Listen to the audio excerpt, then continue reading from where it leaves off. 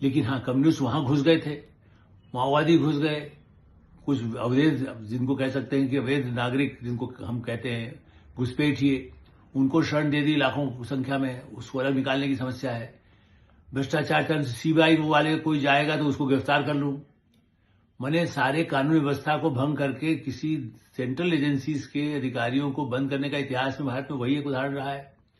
अभी भी वहां भ्रष्टाचार चरम सीमा पर, अपराध चरम सीमा पर, हिंदुओं की जान कितनी लेने की कितनी घटनाएं हो चुकी हैं। ममता बनर्जी खुद क्लीन रही, मैं अभी ये कह रहा हूं, वो खुद पर भ्रष्टाचार के आरोप नहीं, उनके यदि भतीजे पर आ जाए, उनके मंत्री पर आ जाए तो आप ये कहें नहीं वो तो चप्पल पहनती है, वो सादा पहनती है। हाँ, महिलाओं में उनका असर रहा है, आज भी रहेगा।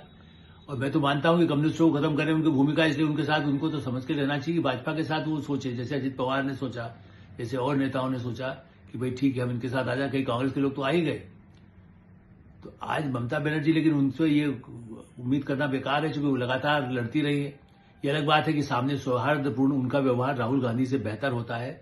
जब वो प्रधानमंत्री नरेंद्र मोदी से मिलती हैं, गृह मंत्री अमित शाह से मिलती हैं, तो एक मुख्यमंत्री के नाते और केंद्र के गृह मंत्री प्रधानमंत्री के नाते इतना आप उनको पॉइंट दे सकते हैं।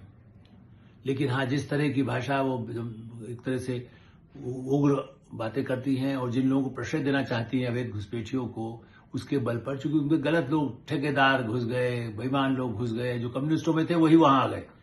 होता ना, जैसे जब जितने गुंडे थे यदि उसमें जनता पार्टी के यदि आ गए, कांग्रेस में जो थे उस जमाने में इमरजेंसी के दौरान, वो यदि जब शरण ले ली, उन्होंने कहा जनता पार्टी में ले जाओ, तो जनता पार्टी ही टूट गई, जनता पार्टी बिखरती चली गई बाद में, कुछ लोग ऐसे जो आए थे। ऐसी स्थिति में कांग्रेस पार्टी कितना वहां पर ममता के साथ कर पाएगी, मुझे कोई उम्मीद नहीं दिखाई देती। तो कांग्रेस बंगाल में नहीं होगी, एकमात्र जहां वायनाड सीट जिसके लिए राहुल गांधी पहले, फिर अब प्रियंका गांधी जी हैं, वहां पर चुनाव में तिरुवनंतपुरम में देख चुके हैं स्थानीय चुनाव में क्या स्थितियां हो रही हैं। अब उसलिए प्रतिष्ठा का सवाल होगा राहुल गांधी का कि क्या पार्टी को, हरियाणा में हार गए, दिल्ली में हार गए, बिहार में हार गए, हार पर हार हो चुकी है लोकसभा चुनाव के बाद।